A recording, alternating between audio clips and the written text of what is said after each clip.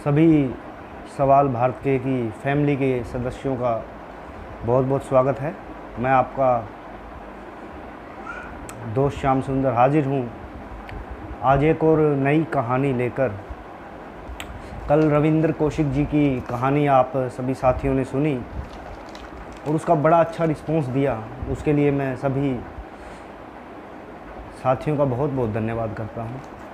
कल थोड़ी लाइव में समस्या आ गई थी, इसलिए आप सबको समस्याएं हुई देखने में, उसके लिए हम माफ़ी मांगते हैं। आगे से हम कोशिश करेंगे कि थोड़ा और बेहतर रहे, थोड़ा इंटरनेट प्रॉब्लम हमें फेस ना करना पड़े। तो कल रविंद्र कौशिक जी की कहानी सुन के प्रतिज्ञा जोशी जी का एक मैसेज आया है। वो जानना चाह रही हैं कि क्या सभी खुफिया एजेंट्स के साथ यही होता है, क्यों सरकार ने रविंद्र कौशिक जी को नहीं बुलाया। तो प्रतिज्ञा जी, मैं आपको बताना चाहूँगा कि जो भी खुफिया एजेंसी को ज्वाइन करता है, चाहे वो RNW हो, चाहे वो मोसाद हो, इजराइल की एजेंसी, या कोई भी एजेंसी हम ले लें जो सीक्रेट एजेंसी है, वो सबसे पहले यही कहते हैं कि अगर आप पकड़े जाते हो तो हमारा आपसे कोई भी ताल्लुक़ नहीं है। ये उनकी गाइडलाइंस होती है। पहले ही वो डायरेक्ट बोलते हैं कि हम आपको नहीं जानेंगे, देश आपको नहीं पहचानेगा, हम हाथ खड़े कर देंगे। तो कुछ देश की भी होती हैं समस्याएं, कुछ सोच समझ के ही फैसले लिए जाते हैं। तो आज मैं उसी तर्ज पे एक और जासूस की कहानी आपको सुनाने वाला हूँ। और ये जो जासूस है, शायद इससे बड़ा जासूस जब कहीं बैठती है तो इनसे बड़ा जासूस शायद इस दुनिया में कोई है ही नहीं। इसलिए मैंने टीज़र भी, स्टेटस भी इसका यही डाला था कि दुनिया के सबसे बड़े जासूस की कहानी।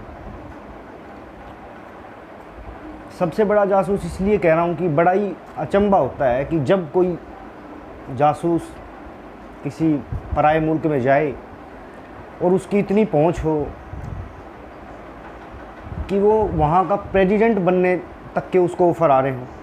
एक मौका ऐसा आया हो कि उनको डिफेंस सेक्रेटरी बनाने का न्योता आया हो और वो मना कर दें, कि एक जासूस होते हुए, जबकि वो ना उस देश का है, वो तो वहाँ जासूसी के लिए गया है। तो ऐसे ही एक आज जासूस की कहानी।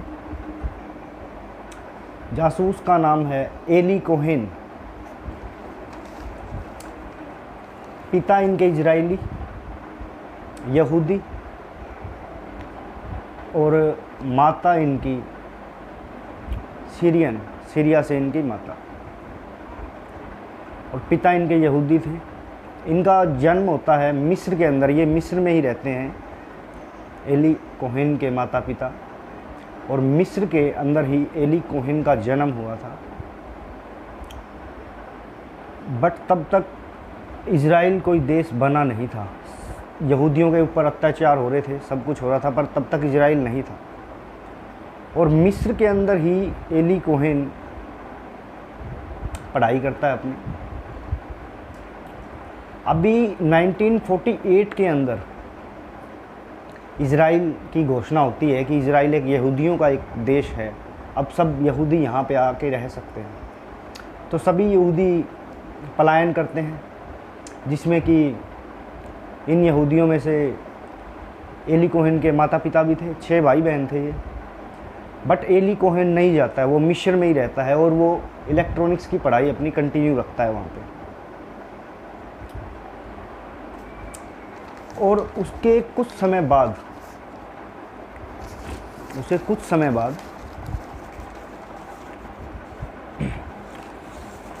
फरवरी 1957 के अंदर एली कोहेन इजराइल आता है। इजराइल आने के बाद वो एक डिटेक्टिव एजेंसी ज्वाइन करता है जासूसी के कोर्स के लिए। कोर्स स्टार्ट करता है वो, और कोर्स स्टार्ट करने के बाद में वो इजराइल की मोसाद एजेंसी के लिए एग्ज़ाम देता है, तैयारियां करता है, टेस्ट क्लियर करता है, और वही सब जैसे रविंद्र कौशिक जी से पूछा गया था कि आप देश के लिए क्या कर सकते हो, मर सकते हो, परिवार छोड़ना पड़ेगा, वही सब कुछ एली कोहेन के साथ होता है। और ये सब यस बोल देते हैं कि हाँ, मैं मर मिटने के लिए, देश के लिए तैयार हूँ। इनको ट्रेनिंग दी जाती है। अभी इनको इजराइल के अंदर ही रखा जाता है, इजराइल के अंदर रखते हैं, ट्रेनिंग देते हैं, छोटे मोटे मिशन देते हैं, ठीक ठाक ये अच्छी तरह कंप्लीट कर देते हैं एली कोहेन। एक इनकी लैंग्वेज नॉलेज बहुत ज़्यादा तेज़ थी। ये बहुत सी भाषाएं जानते थे, हिब्रू, अरबी भाषाओं का बहुत ज़्यादा ज्ञान था। और अरबी जैसे अलग अलग जगह अलग अलग बोली जाती है, लेकिन इनको हर जगह की अरबी का उसी टोन में उस लैंग्वेज को बोलने का पूरा एक्सपीरियंस था। यही कारण रहा कि मोसाद को इनकी यही लैंग्वेज वाली टेक्निक बड़ी पसंद आई, और इन्होंने कहा कि क्यों ना इनको ही एक बेहतर एजेंट बना के दुश्मन देशों के ऊपर सेंध लगाने के लिए भेज दी जाए। क्योंकि अभी तो जस्ट इजराइल बना ही था, और इजराइल के 10 साल के अंदर ही, बनने के 10 साल के अंदर अंदर ही बड़ा ख़तरा पैदा हो गया था कि क्योंकि ये चारों तरफ से अरब देशों से घिरा पड़ा था। लैंग्वेज की अच्छी नॉलेज थी।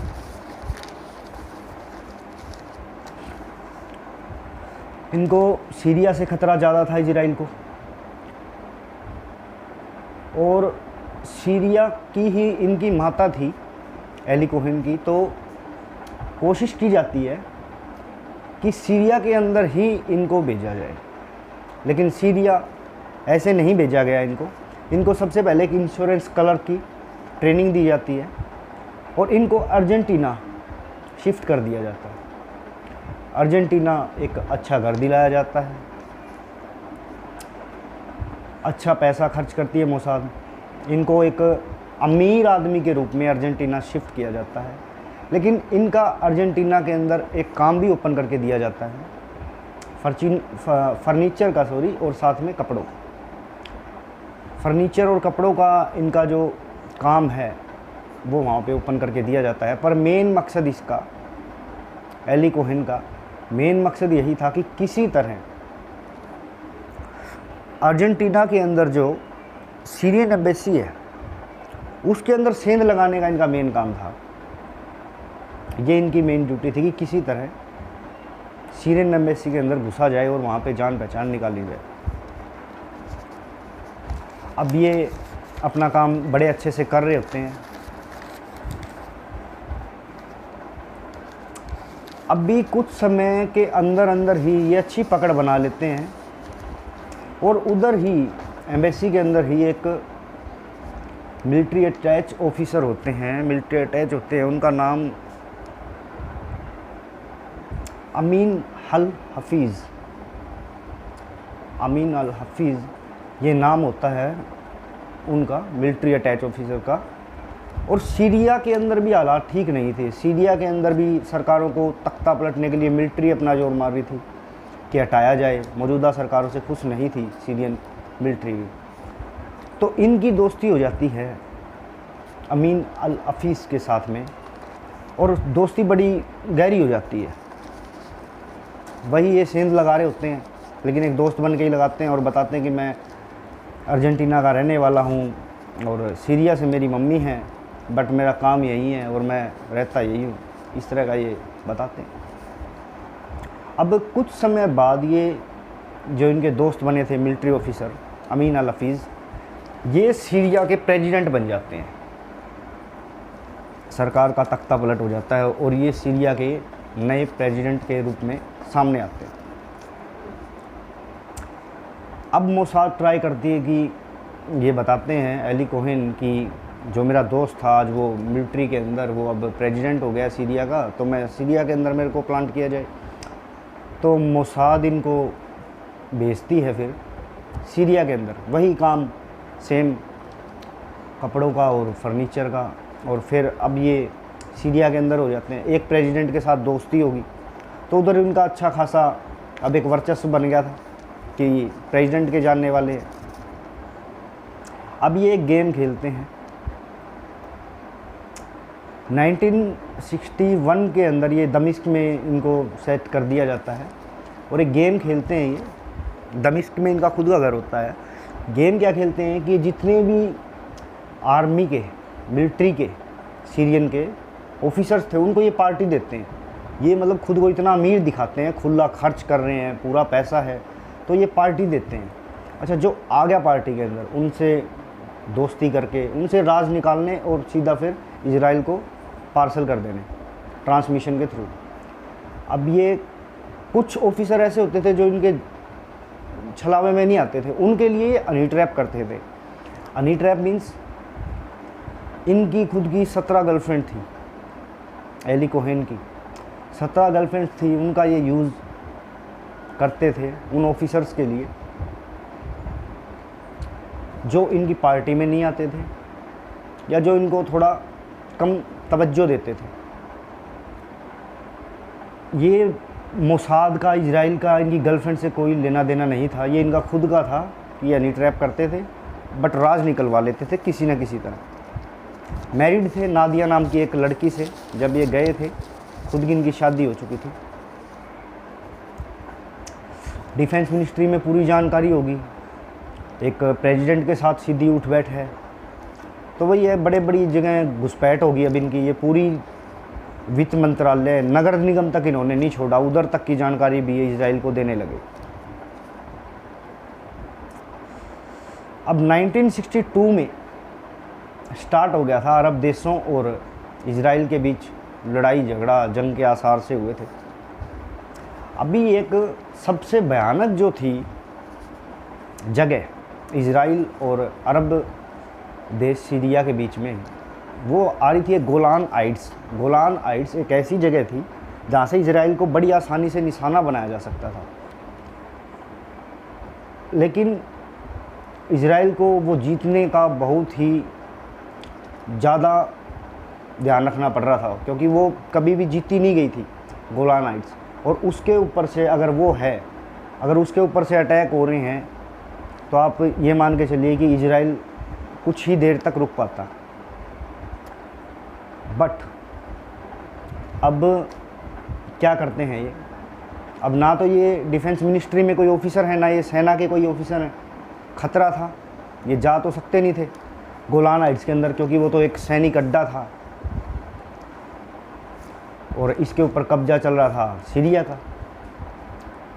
तो ये एक पार्टी करते हैं, ऑफिसर्स को बुलाते हैं और जितने भी ये मैप वगैरह होते हैं गोलान हाइट्स वगैरह के, उनकी बातें छेड़ लेते हैं और उनसे कहते हैं कि मेरे पास में एक तरीका है कि जिससे गोलान हाइट्स इजराइल को नहीं दिखेगा और इजराइल के ऊपर अच्छे से वार हो सकेगा।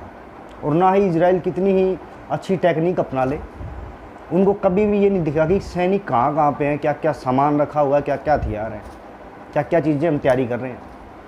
ऑफिसर्स कहते हैं ऐसा क्या है, वो कहते हैं कि यूकेलिप्टस के पेड़ लगा लेते हैं हम, जो कि बड़े लंबे लंबे होते हैं, काफ़ी अच्छी हाइट होती है उनकी। तो उनके पेड़ लगाते हैं और कहते हैं कि पैसे भी मैं ही दूंगा, क्योंकि अमीर तो थे ही। कहते पैसे भी मैं दूंगा। और उनको यही था कि भाई हमारी इतनी सोच रहा है। रेडी हो जाती है सीरियन आर्मी, रेडी हो जाती है कि चलो लगाते हैं। फिर उसके बाद इनको कि भाई खुद ही फाइनेंस कर रहा है बंदा, तो इनको बुलाया जाता है गोलान हाइट्स के पास में। वहाँ जाके ये देखते हैं सारे ठिकाने, सारा कुछ देख लेते हैं। और अब उसके बाद में क्या होता है कि ये एक एक पेड़ इस तरह डिज़ाइन करके लगाते हैं कि अपने दिमाग में एक नक्शा तैयार कर लेते हैं कि मेरे को यहाँ ये पेड़ लगाना है और ये मैप बना के मेरे को अपने इजराइल में भेजना है। ये एक मैप बना लेते हैं और मैप बनाने के बाद में ये वो मैप तैयार करके अपने मोसाद के सीनियर्स को भेज देते हैं।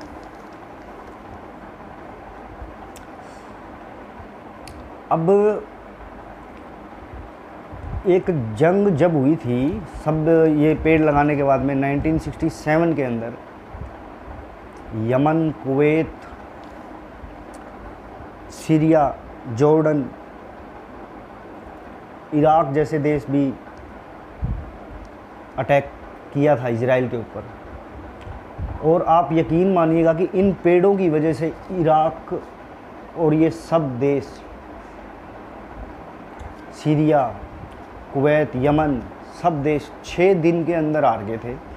6 डेज वॉर के नाम से ये बड़ा मशहूर है। और इसकी मेन वजह ये थी कि एली कोहेन ने वो नक्शे, वो डिटेल्स इन सभी देशों की, क्योंकि वो प्रेसिडेंट तक उठ बैठ रखते थे, उधर उनकी इंटेलिजेंस के कारण प्रेसिडेंट तक वो पकड़ बना चुके थे, डिफेंस मिनिस्ट्री में उनकी अच्छी पहुंच थी। तो इन्होंने इन सब देशों का डाटा एली कोहेन ने इस तरह सेट करके भेजा था कि जब ये जंग छिड़ी थी, 6 दिन की जंग ये लंबी थी, इजराइल को ख़त्म करने के लिए सभी देश एकदम से टूट पड़े, लेकिन एली कोहेन का ऐसा काम था कि ये लोग 6 देश 6 दिन ही टिक पाए थे और ये देश हार गए थे। और इसका श्रेय वहाँ के बाशिंदे, वहाँ का हर आदमी एली कोहेन को देता है कि अगर एली कोहेन नहीं होते तो शायद ये जंग हम कभी जीत नहीं पाते। गोलान हाइट्स पे भी आज के टाइम में भी इजराइल का काफ़ी लंबे हद तक कब्जा है, बड़ा ही।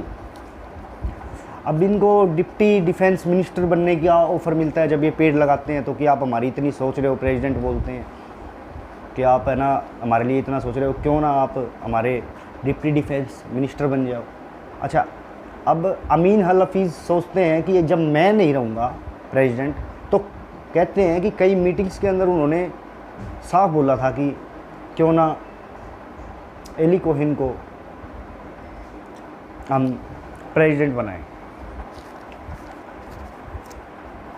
लेकिन ये कभी भी एक चीज़ में, मतलब कभी भी इन्होंने मार नहीं खाई, लेकिन ये एक चीज़ में मार खा गए थे। मार ये यहीं खा जाते हैं कि ये ट्रांसमिशन है ना अपना, वो बार बार करने लग जाते हैं। इनको बड़ा घमंड आ जाता है कि ना तो मेरा यहाँ पे कुछ हो सकता, मेरे को सब जानते हैं, यही चीज़ें। लेकिन जब ये सब होता है तो ये सीरिया सोचता है कि आखिर हो क्या रहा है, कि हम कुछ भी करें इजराइल के ऊपर कोई इफेक्ट नहीं पड़ रहा। सीनियर ऑफिसर्स को बड़ा शक होता है कि आखिर हो क्या रहा है, कि हमारी हर बात इजराइल के पास होती है। इनकी भी एजेंसियां पता करती हैं कि आखिर कई चीज़ें हैं जो इजराइल को हमारी पहले ही पता चल रही है।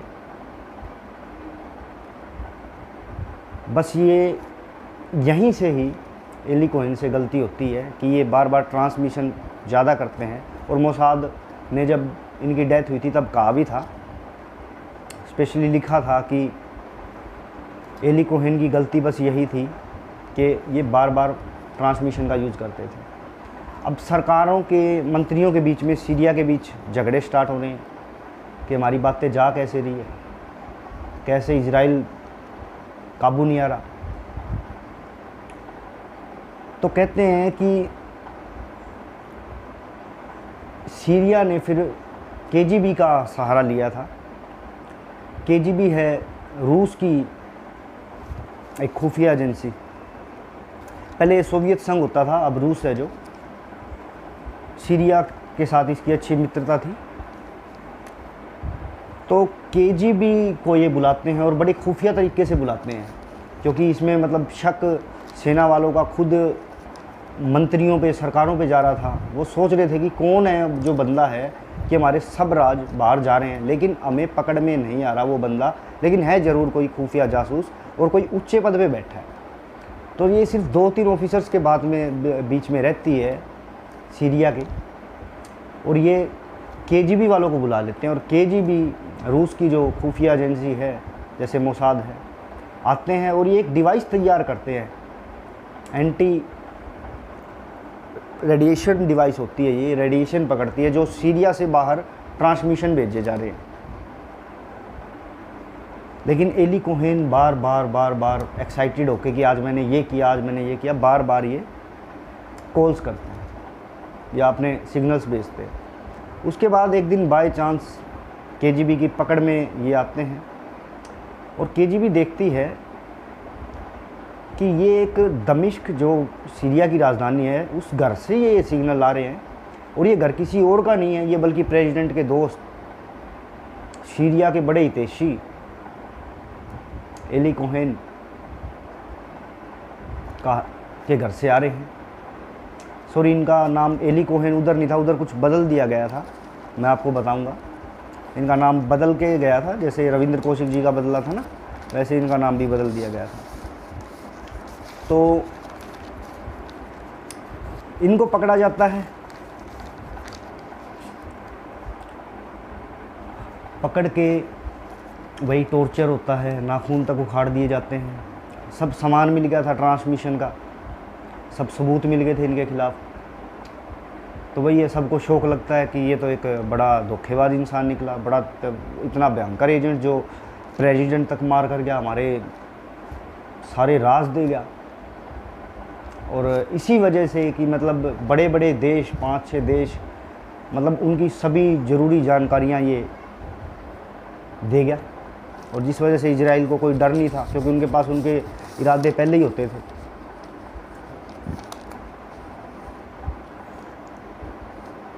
इजराइल ने जब ये पकड़े गए थे तो बहुत देशों से मदद मांगी थी, यूएन में जाने की बात की थी। जब ये पकड़े गए तो 1 महीने तक इनका भयंकर टॉर्चर हुआ, और 1 महीने बाद इनको मिलिट्री कोर्ट में जब पेश किया गया तो इनको फांसी की सज़ा सुनाई गई। और फांसी की सज़ा सुनाने के बाद में एली कोहेन को फांसी की सज़ा भरे चौराहे के अंदर दी जाती है, और कहते हैं कि पूरे 8 घंटे तक इनको लटकाए रखा गया था चौराहे के अंदर। इनकी वीडियोस भी मिल जाएंगी आपको यूट्यूब पे ना, सीरिया वालों ने यूट्यूब पे डाल दी थी, मतलब है ना, वो वायरल हो गई थी सोशल मीडिया पे। आप ट्राई करेंगे तो आपको मिल जाएगी। तो इनको 8 घंटे तक लटकाया गया, और बाकायदा इनके गले के अंदर तख्ते टांगे गए थे, तख्तियाँ टांगी गई थी, और उन पे लिखा गया था कि अरब देश की तरफ से इजराइल को एक बड़ा प्यारा तोहफ़ा। और फिर उधर से ही इनकी लाश को डाला जाता है। और ये कहाँ दफनाए गए आज तक ये राज ही है, आज तक किसी को नहीं पता कि ये आखिर दफनाए कहाँ गए हैं। अच्छा, मोसाद को वहाँ के प्रेसिडेंट दोबारा एक्टिव करते हैं कि इनकी बॉडी लेके आओ। बड़ी रिक्वेस्ट हुई थी कि इनको डेथ पेनल्टी ना दी जाए, बट सीरिया माना नहीं, इनको डेथ ही दी गई। और उसके बाद में मोसाद दोबारा एक्टिव होती है इनकी बॉडी के लिए कि इनकी बॉडी मिल जाए, लेकिन जिन्होंने बॉडी दफनाई थी उनको भी उठाते हैं, लेकिन वो कोई मर जाता है, कोई मिल ही नहीं पाता, इस तरह करके। बट वो एली कोहेन की बॉडी कभी मिल ही नहीं पाई। अभी लास्ट कुछ टाइम पहले एक वहाँ के इजराइल के पीएम ने एक घोषणा की थी कि मोसाद के हाथ बड़ी कामयाबी लगी है कि जब एली कोहेन को ऑन ड्यूटी थे टॉर्चर किया गया, पकड़े गए या फिर फांसी दी गई, तब तक एक घड़ी उनके हाथ में हमेशा डली रहती थी, और वो घड़ी मोसाद के हाथ लग गई है। और उस घड़ी को कुछ दिन के लिए इजराइल के एक म्यूज़ियम में रखा गया। वो कहाँ से आई, कहाँ से नहीं आई, इतनी जानकारी तो नहीं है, लेकिन वो मोसाद के हाथ लगी और उसको कुछ दिन के लिए म्यूज़ियम में रखा गया। और उसके बाद उनकी पत्नी को दे दी गई वो घड़ी। वो कहते हैं कि उनकी पत्नी बड़े दिन तक फूट फूट के रोई थी कि जब वो घड़ी उनके सामने आई थी। पर उनका इस तरह जासूसी करना कि एक देश का राष्ट्रपति बनने तक हाथ मार जाना, वहाँ के डिफेंस मिनिस्ट्री में हाथ मार जाना, और तो और कि वो ना रहें या रहें, और जंगें होती हैं, लेकिन उनके बनाए गए मैप्स की वजह से, उनके बनाए गए जासूसों के जाल की वजह से आप ये देखिए कि 6 देश हमला करते हैं एक देश पे और 6 के 6 हार जाते हैं। तो ये कहानी थी मोसाद के एक खुफिया जासूस एली कोहेन की। और अब हम मिलेंगे नेक्स्ट वीक सैटरडे और संडे की नाइट को ही हम अलग अलग कहानियाँ लेके आया करेंगे, और कुछ डिमांड्स आएंगी तो उनके ऊपर भी रिसर्च करेंगे। और सभी साथियों का सुनने के लिए, शेयरिंग, लाइक, कमेंट करने के लिए बहुत बहुत धन्यवाद। अब मैं श्याम सुंदर आपका भाई आपसे लेता हूँ इजाज़त। धन्यवाद। जय हिंद, जय भारत।